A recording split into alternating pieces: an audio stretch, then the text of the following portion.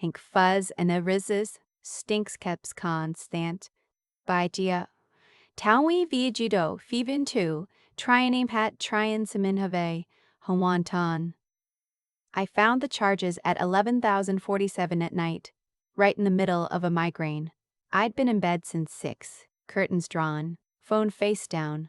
The kind of darkness you build around yourself when your head feels like it's being wrung out like a wet rag.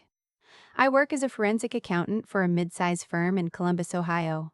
Numbers are my language. My whole life is built on precision, and that night my brain felt like it had been wiped clean of everything. I hadn't eaten. I hadn't checked emails. I'd barely moved in 5 hours. My phone buzzed once. I ignored it, then twice more in quick succession, that sharp triple tap pattern my bank uses for fraud alerts. I know it because I set it up myself. I'm the kind of person who sets up fraud alerts. I reached over and picked it up. Alert, your debit card was used for $3,100 at 39 at Premier Motorsports Group. Alert, your debit card was used for $890 at Regal Audio and Electronics.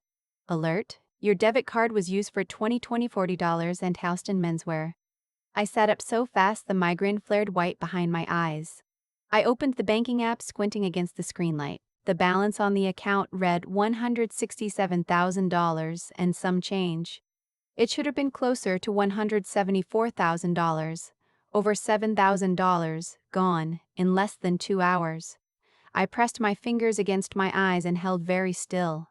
I already knew. I knew the way you know when a storm is coming before a single cloud appears. The certainty sat in my chest like a stone. My brother Theo was 22 years old. He had a key to my apartment because I'd given it to him when I had knee surgery 2 years ago, so he could check on me, water my plants, bring me groceries. I had never asked for it back. That was my first mistake of many. I got out of bed, my legs unsteady, and walked to my dresser. My everyday wallet was there. My personal debit card, my credit cards, my license, all present. But the inside zipper pocket, the one I never opened, the one tucked into the lining like a hidden compartment, that was open. The navy card with the small silver stripe was gone. The room tilted. That was not my money. That was never my money. My phone rang. It was my mother. Of course it was my mother. Maeve, sweetheart. Her voice had that particular quality it gets when she's managing a situation. Warm, practiced, slightly too casual. She sells pharmaceutical equipment for a living, and she has a salesperson's instinct for controlling a conversation from the first sentence. How's your head? I heard you had a bad one today. Someone used my car tonight, Mom. Someone took it from my apartment. A pause. Half a beat too long. Oh, that is so strange. Are you sure it wasn't some kind of glitch? These apps make errors sometimes. $7,000, 3 transactions. It's not a glitch. Oh my goodness. She fluttered. Maeve, I wouldn't worry too much. I'm sure there's an explanation. Actually, the reason I'm calling. Theo is going to drop by later this week. He picked up something for you, some kind of tea you used to like. He's been asking about you. The stone in my chest grew heavier. Tell me he didn't, Mom. Honey, tell me he did not go into my apartment tonight. Another pause. This one had a different texture. This was not confusion. This was calculation. He just wanted to check on you. He was worried. I hung up. I sat on the edge of my bed in the dark for a long time, not moving.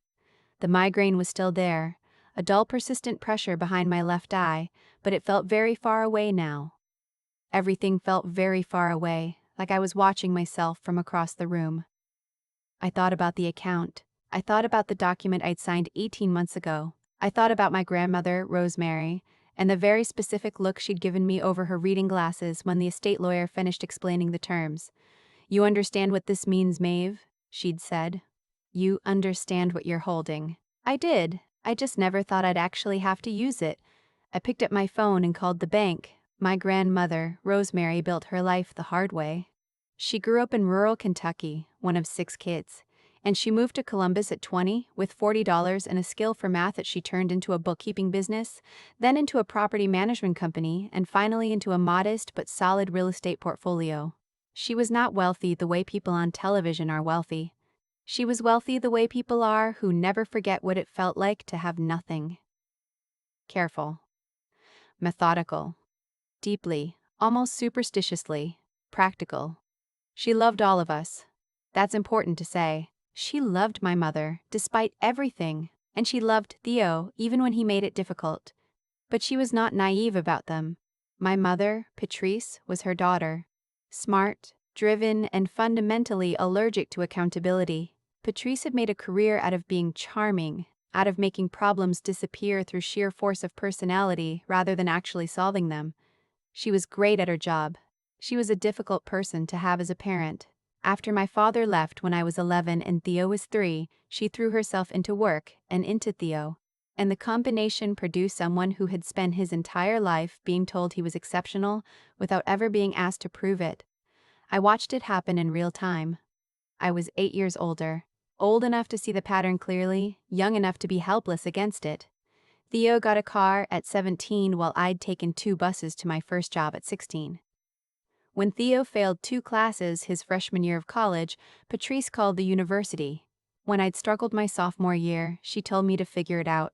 When Theo got into a fender bender and maxed out his first credit card simultaneously, Patrice came to me. I was 24, 18 months out of school, and asked me, very gently, very sadly, to cover it. "You're the steady one, Maeve. You've always been the steady one." I paid it. I told myself it was just once. It was not once. By the time I was 27, I had quietly covered 3 of Theo's debts and 2 of my mother's. A dental bill she claimed she couldn't swing. A utility deposit when she moved apartments. Small amounts by themselves. Significant in total. More significant still in what they meant, which was that the pattern had been established. Maeve was the floor that everyone else walked on.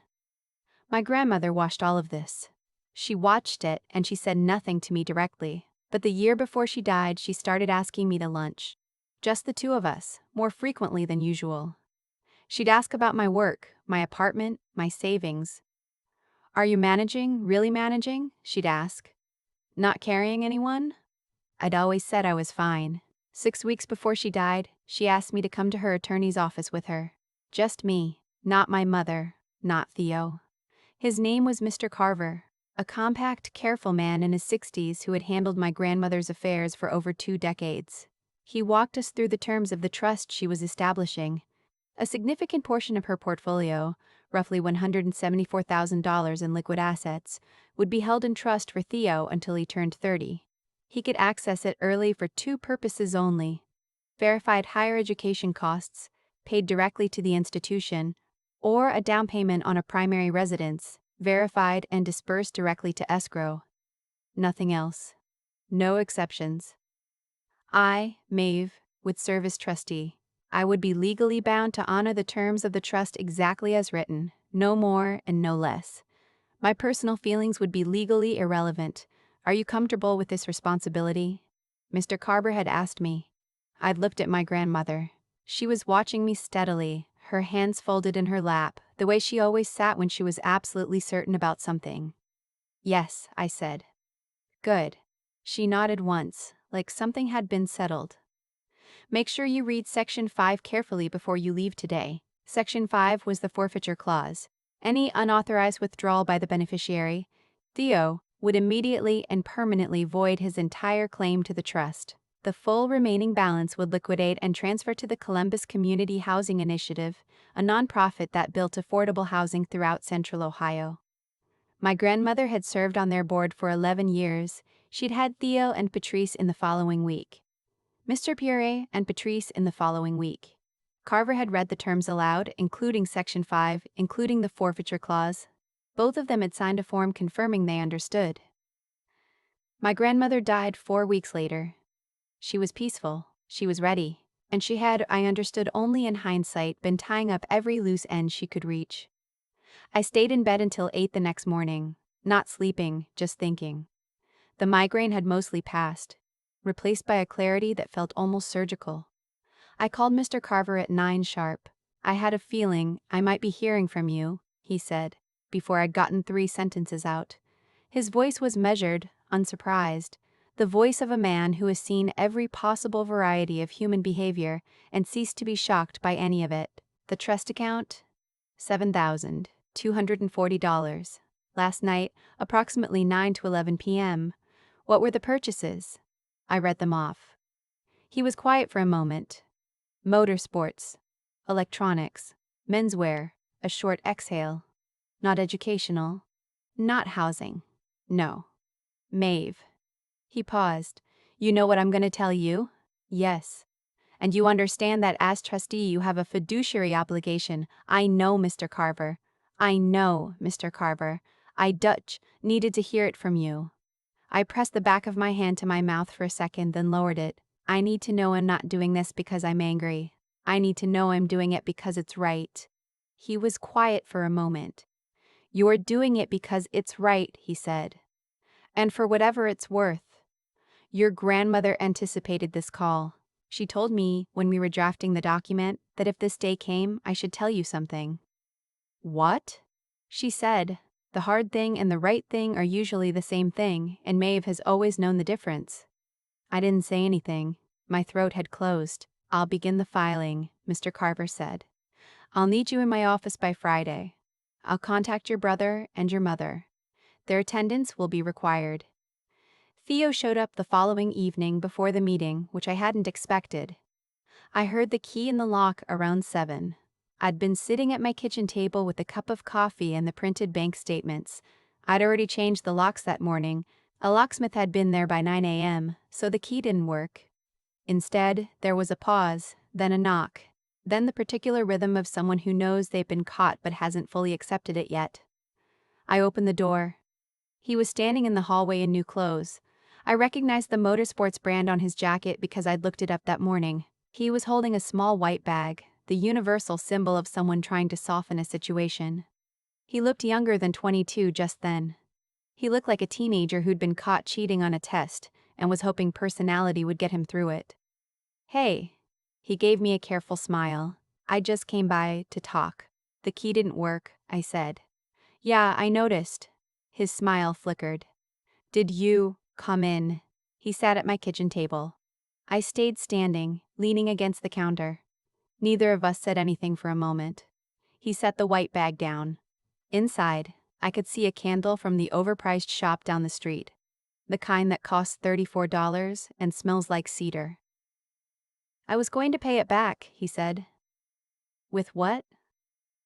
I've been doing some freelance content work. Building something out. I've got income coming in. Theo, $7,000 in 2 hours. On motorsport gear and a cashmere coat. He had the grace to look down at the table. I know how it looks. It looks like what it is. He pressed his fingers together. It's my money. Grandma left it for me. I'm not some stranger who broke in. I'm her grandson. I thought, what's the difference? I'll use a little bit now and... It's not your money. My voice came out very flat. It has never been your money. It's the trust's money. I'm the trustee, says you're the beneficiary. The distinction is legal and it matters. He looked up at me. Something shifted behind his eyes. Come on, Maeve. You're not going to, you're my sister. You're not going to blow this up over a few $1,000s. That's not the decision I make, I said. The trust document makes that decision. I'm just bound to honor it. You could just. He stopped. He tried again. You could just tell Carver it was a mistake. You could say you approved it. You could. I could lie to an estate attorney and commit fraud to protect you from the consequences of committing fraud. I let that sit in the air for a second. No, I can't. He stared at me. For a moment, I thought he was going to get angry. I'd seen him get angry before, seen the way Patrice had always rushed in to smooth it over, to redirect it, to hand him something so he wouldn't have to sit with it. There was no one to do that now. Just the two of us and the kitchen table and the $34 candle. Instead of getting angry, he went very quiet. You're serious, he said. Yes. He pushed back his chair and stood up. He didn't take the candle. He walked to the door, and then he stopped with his hand on the frame and looked back at me, and I saw something I had very rarely seen on my brother's face. Real fear. What's going to happen to the money, he asked. If the clause triggers. Where does it go? The Columbus Community Housing Initiative. He nodded once, slowly. Then he left. I stood in the kitchen for a long time after he was gone. Then I poured my coffee down the drain because it had gone cold, made a fresh cup, and went back to my paperwork.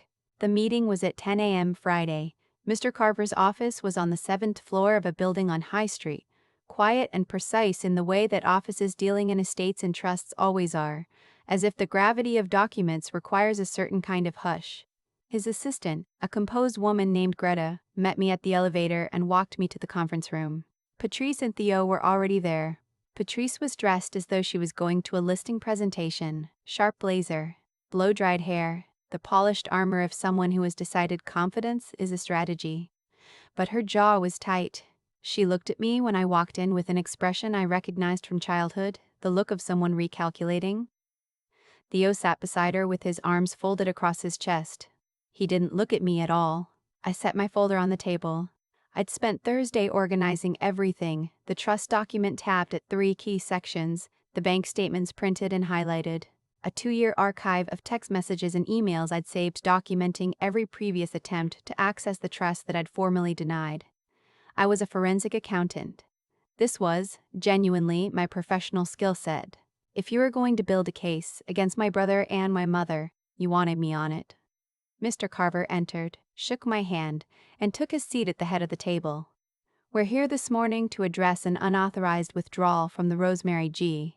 Legacy Trust, he began, executed on the night of November 14th by the trust's beneficiary, Theodore, in the amount of $7,240. Before we discuss the implications, I want to confirm for the record, Theodore, did you take the trust's debit card from your sister's apartment and use it for the purchases documented in these bank statements? Patrice put her hand on Theo's arm. He made a mistake, she said. He wasn't thinking clearly. He was planning to pay it back, and he is absolutely prepared to do that immediately. We can have a cashier's check, Ms. Patrice. Mr. Carver's voice didn't rise. It didn't need to. I did not ask you. I did not ask you. I asked Theodore. Theo looked at the table. Yes, he said quietly. I used it. Mr. Carver nodded. He opened his own folder and slid a page across the table. This is Section 5 of the Rosemary G. Legacy Trust. I am going to read it aloud, as I did 18 months ago when you both were present in this office. After I read it, I am going to ask you both to locate your signatures on the acknowledgement form, which confirmed you understood these terms. He read it.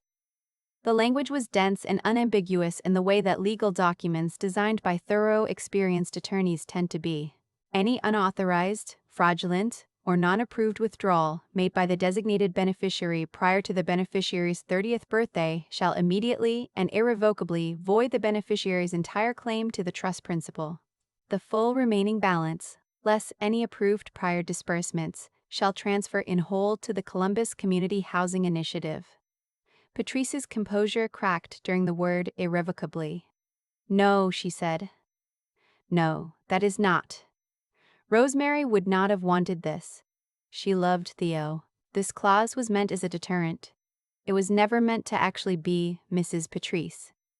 Mr. Carver's voice had gone very quiet. Your mother wrote this clause. I drafted it at her explicit instruction over 3 separate meetings. She knew exactly what she was doing. She was not a woman who wrote things she did not mean.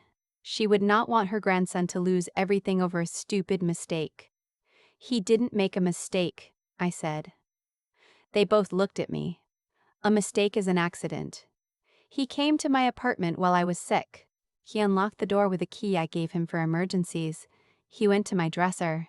He found the hidden pocket in my wallet. He took a specific card that he knew was the trust account, not my personal card.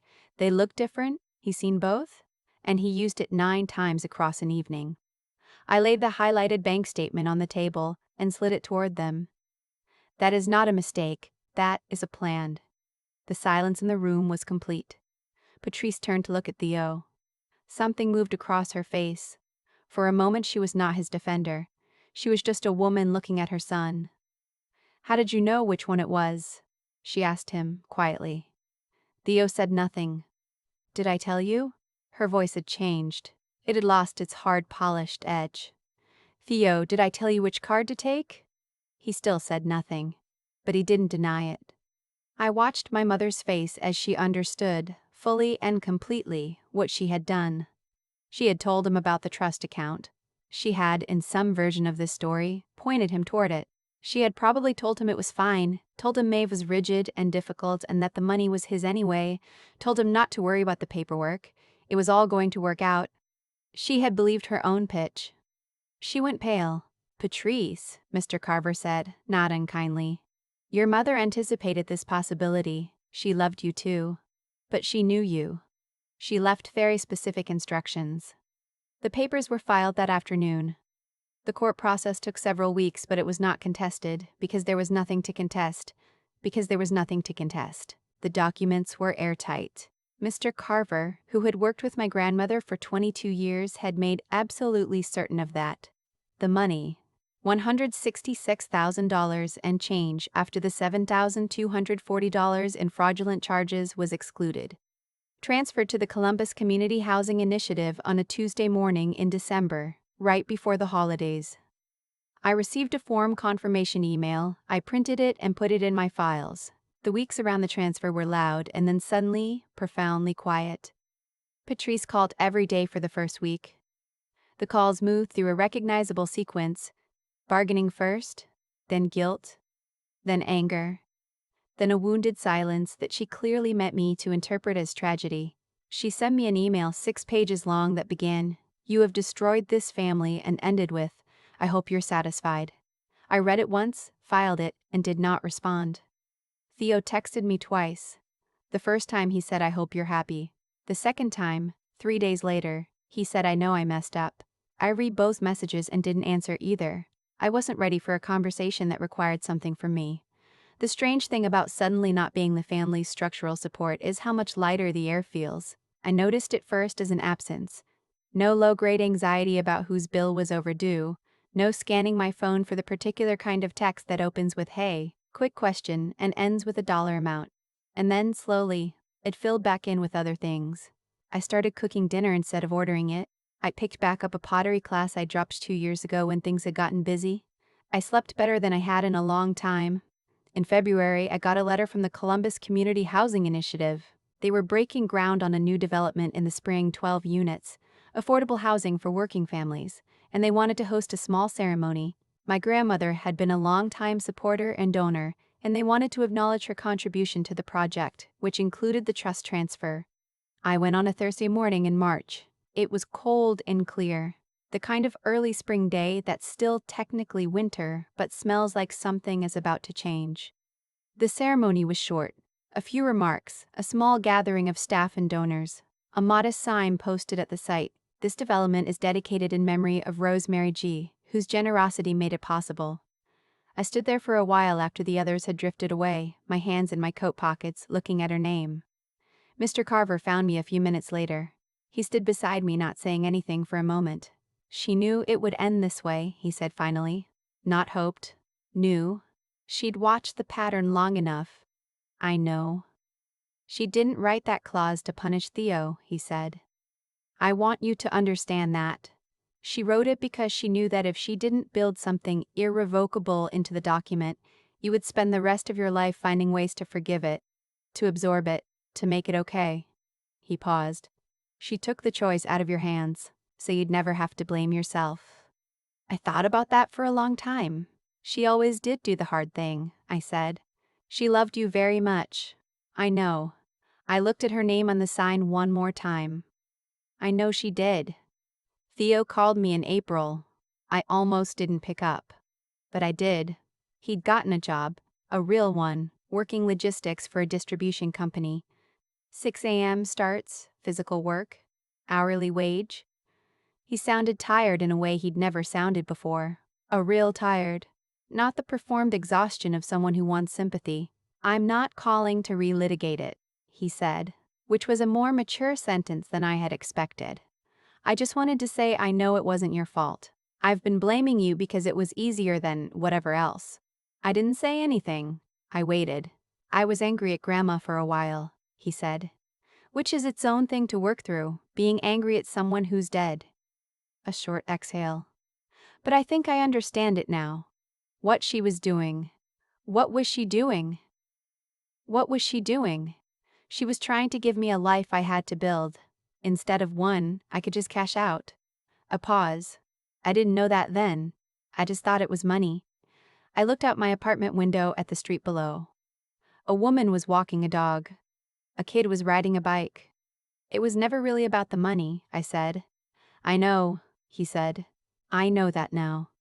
We didn't resolve everything in that phone call. You don't. 18 months of consequences and a decade of patterns before that don't get addressed in 20 minutes on an April afternoon. But we stayed on the line for a while, talking about nothing in particular. And when we hung up, I sat with a feeling for a long time, trying to name it. It wasn't forgiveness, exactly. It wasn't reconciliation. It was something quieter and more foundational than either. It felt like the beginning of something that might, eventually, be real. My grandmother had known what she was doing. She always did. I've thought a lot about what it actually means to protect someone. For most of my life, I thought protecting Theo meant absorbing the damage, paying the bill he ignored, covering the debt he laughed off, staying quiet when my mother called me the responsible one, like it was a compliment, like being the floor everyone walked on was something to be proud of. I thought love looked like sacrifice. I thought family meant you kept giving, even when you had nothing left to give, and even when the people taking never once asked whether you could afford it. What I understand now is that I was confusing love with enablement. They feel identical from the inside, especially when you've been doing it since you were a teenager. The difference only becomes visible in the outcome. Real protection sometimes means letting someone fall. Not because you don't care, but because the fall is the only teacher they have left. My grandmother understood this. Rosemary had watched the same pattern I watched, except she'd watched it for decades longer and with a clearer head. She didn't write that forfeiture clause out of cruelty. She wrote it because she knew that without something irrevocable in place, I would spend the rest of my life finding reasons to forgive it, absorb it, rationalize it. She knew me well enough to know that I needed the choice taken out of my hands, not because I was weak, but because my instinct to protect the people I love is strong enough to override my own judgment. That's not a character flaw, but unchecked, it had been making me complicit in Theo's stunted life for years. What happened in that conference room with Mr. Carver was not a punishment, it was a consequence. There's a difference, and it matters. Punishment is something imposed from outside, something arbitrary, something emotional.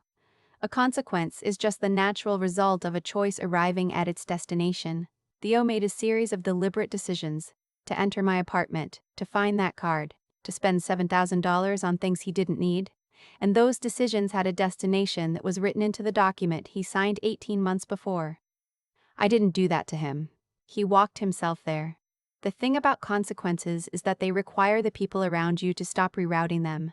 My mother spent 20 years rerouting Theo's consequences, catching them before they landed, handing him something soft to fall onto instead. She thought she was protecting him. She was actually just delaying the education he needed. And when the consequence finally arrived, one she couldn't reroute, she had to watch her son turn to her and say, "You cost me everything." That was her consequence. Not one I arranged, just the one that was always waiting at the end of that particular road. I'm not angry at either of them the way I used to be. The anger dissolved somewhere around March, standing in the cold, looking at my grandmother's name on that sign. What replaced it was something quieter and harder to name, something close to clarity. I spent 30 years being the responsible one. I spent 30 years making myself smaller so their problems could feel bigger. I thought that was what family required. It doesn't. It never did. What family actually requires is honesty. It requires the willingness to hold a boundary even when it costs you something, even when the person on the other side of it is someone you love, even when you know it's going to hurt them. That's not cruelty. That's the hardest, most genuine form of respect. Treating someone like they are capable of living with consequences, like they are an adult who can learn, like they are worth telling the truth to. My grandmother told me the truth. About the trust. About what she expected from me. About what she knew would happen. It was the most loving thing anyone has ever done for me. I'm trying to pass it forward,